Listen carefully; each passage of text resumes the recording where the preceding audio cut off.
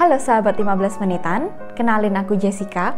Aku merupakan seorang tim member dari A Broadening Indonesia yang juga merupakan partner dari 15 menitan.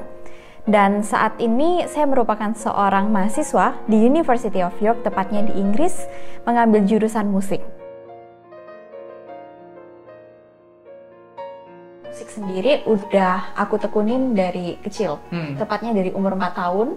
Saat itu orang tua memang benar-benar mensupport saya khususnya untuk mendalami beberapa macam, misalnya menggambar, menari balet, atau bermain musik, anggaplah piano, violin, menyanyi. Nah, rupanya dari semua hal itu, salah satu yang saya sangat sukai itu piano.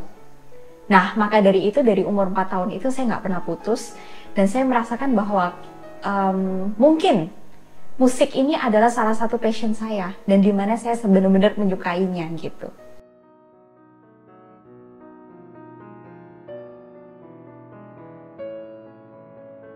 Studi musik yang saya rasakan di sini tuh benar beda sama di Indonesia.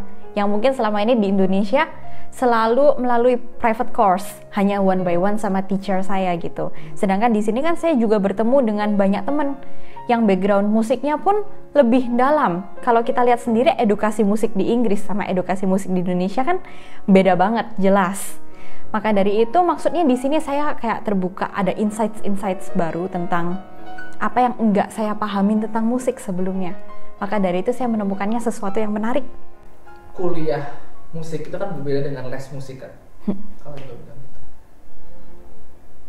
Berarti ketika kamu pertama kali berangkat ke sini untuk mulai kuliah musik, pasti kan kamu ada ekspektasi yang kamu ada di pikiran, kayak kuliah musik kamu bakal kayak gini, kamu mungkin bakal diajari dengan dosen-dosen keren, kamu bakal ketemu temen, nanti bakal ada performa lain-lainnya. Ada nggak sih yang berbeda yang kamu alami dalam setahun terakhir daripada yang kamu expect sebelumnya? Kalau yang berbeda lebih ke arah metode pengajarannya aja.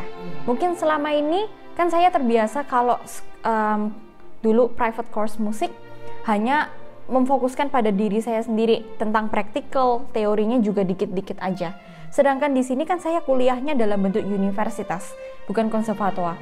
Karena universitas maka ada beberapa teori dan juga pendalaman mengenai research, journal, yang maksudnya saya nggak pernah cek itu sebelumnya karena hanya terfokus pada praktikal saat di Indonesia. Nah, di sini tentunya ini menjadi salah satu hal yang agak di luar ekspektasi saya. Saya kira semuanya hanya praktikal, performance, main bareng teman-teman dalam bentuk orkestra. Enggak juga. Ternyata ada juga kayak bentuk esai-esai yang membutuhkan banyak dokumen dukungan, misalnya dari research journal, dari anak-anak PhD, seperti itu. Enggak juga sih sebenarnya. Karena selama mencoba dan juga mulai membuat esai-esai itu, rupanya ada banyak hal dari saya baca dari research journal itu bahwa musik tuh nggak hanya sekedar bermain, tapi banyak banget kaitannya aspeknya. Misalnya ada music psychology, ada pula misalnya kaitannya dengan kesehatan. Maksudnya banyak hal dalam musik itu sendiri. Kalau di Indonesia mungkin kita sering dengar nih dengan stereotype, ngapain sih kuliah musik? Ujung-ujungnya juga paling jadi private course musik gitu kan. Entah ngajar piano, ngajar violin, buka kursus piano, udah itu aja.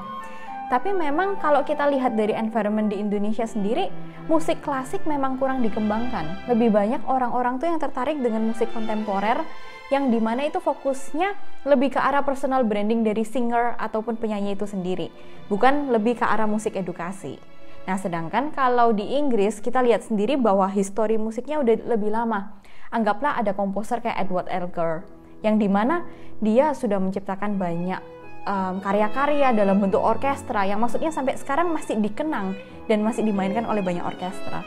Kita juga bisa lihat sendiri nih, seperti histori ataupun bagaimana budaya musik yang ada di Inggris. Misalnya ada banyak musical, kalau misalnya di London kita bisa lihat banyak West End musical, atau yang simple aja, hampir di setiap kota ada seperti pengamen jalanan yang selalu mengisi setiap city center. Dari sini mungkin ini hal simple, tapi kita bisa lihat bahwa musik itu lebih berkembang dan lebih dihargai di sini.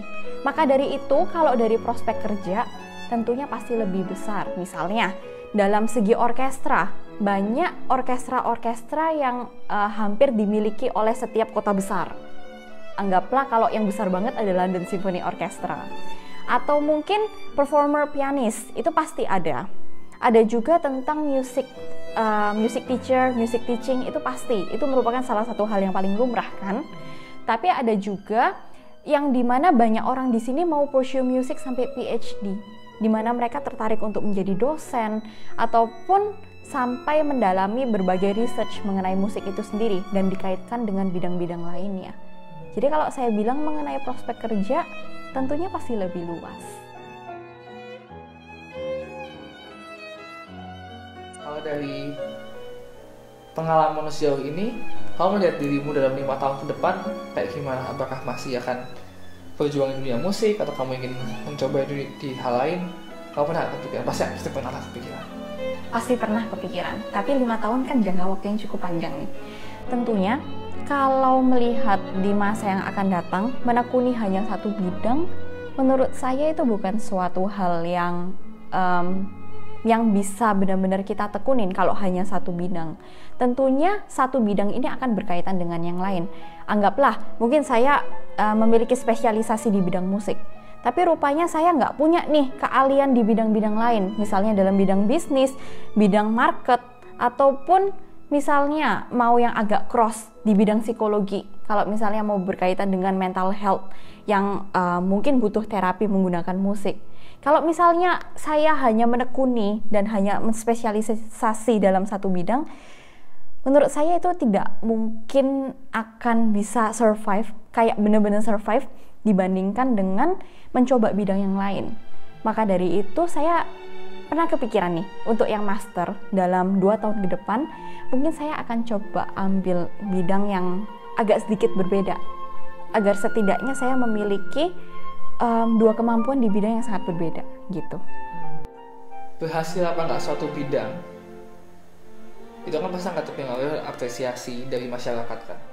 Dimana orang bisa mengapresiasi musik, situ pasti akan berkembang. Nah, tadi kau juga sudah menceritakan dikit soal bagaimana pandangan publik yang mungkin agak berbeda kan ya. Apresiasi agak berbeda daripada di Indo atau mungkin di negara-negara lain. Ada nggak sih suatu hal yang kamu ingin supaya publik tahu tentang musik tuh harusnya bagaimana sih diapresiasi, bagaimana kita bisa menambah bahwa musik ataupun seni in general itu bukan sesuatu yang seharusnya patut dilupakan gitu. Karena itu memang bagian dari kehidupan kita sebagai manusia gitu. Tapi kadang-kadang kita melupakan sebagai cuma hiburan aja. Padahal kan itu adalah one of our core as a human being gitu menurutku. Sebenarnya lebih ke arah rasanya nggak ada deh seorang pun yang tidak bisa mengapresiasi musik. Menurut saya semua orang pasti mengapresiasi musik karena musik ada di mana-mana. Kayak siapa yang nggak tahu tentang musik, bahkan hal-hal yang dasar aja. Mendengar alunan nada aja pasti mereka udah tahu bahwa oh ya itu musik. Maka dari itu menurut saya bukannya orang tidak bisa mengapresiasi, mereka tetap mengenal musik, tapi mungkin dari lapangan kerja yang diberikan itu tidak sebesar dari perusahaan-perusahaan yang memang terfokus pada bisnis, fintech, dan juga sains. Jadi, tapi menurut saya tetap masyarakat sebenarnya bisa mengapresiasi musik, hanya saja perlu didukung kalau misalnya ada lapangan kerja yang terbuka gitu. Apa hal tersulit dari mempelajari suatu bidang yang benar salah itu nggak absolut? Misalnya gini, kamu ketika kuliah bidang, banyak kalau paling kadang absolut misalnya suatu bidang yang teknik gitu, kalau teknik misalnya elektro, kamu nggak ada setengah benar setengah salah ketika kamu mengerjakan ujian, itu benar apa salah? Caramu mungkin benar, gitu kamu bisa salah, tapi ada jawaban yang benar gitu kan. Kamu mungkin udah social science itu mungkin di tengah-tengah karena kamu masih harus research, kamu harus membaca lebih tahu apakah berita itu benar apa enggak. Tapi musik itu kan sesuatu yang seni, di mana interpretasi tiap orang kan bisa beda-beda kan. Apa sih kesulitan paling besar yang kamu alami mempelajari satu bidang di mana benar salahnya itu tidak ditentukan oleh satu orang gitu?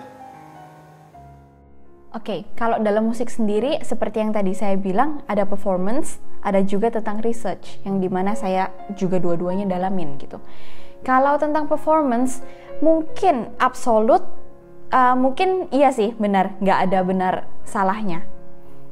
tapi lebih ke arah apakah kita bisa menginterpretasikan suatu lagu itu, pesannya yang kita rasakan itu bisa didengar dan bisa dirasakan oleh pendengar atau enggak. Jadi bukan lebih ke arah bahwa ini bener nggak ya mainnya atau ini salah nggak ya mainnya. Kalau misalnya saya biasa performance gitu, udah nggak pernah mikirin bener salah, ya udahlah biarin. Itu kan pandangan orang lain. Yang menurut saya benar, saya punya cerita seperti ini yang mau saya ceritakan. Kalau misalnya saya mau tekankan, misalnya dalam satu lagu itu ada puncaknya, maka saya akan buat puncak itu benar-benar mengena di hati. Misalnya, dalam segi interpretasi mungkin agak saya beri percepatan sedikit dalam segi tempo, atau mungkin saya berikan crescendo atau getting louder sedikit. Jadi maksudnya dari segi interpretasi tersebut yang justru membuat pendengar itu bisa merasakan hal yang sama dengan apa yang mau saya ceritakan. Dan menurut saya itu bisa menjadi suatu hal yang absolut ketika kita berhasil berusaha menceritakan apa yang mau kita interpretasikan.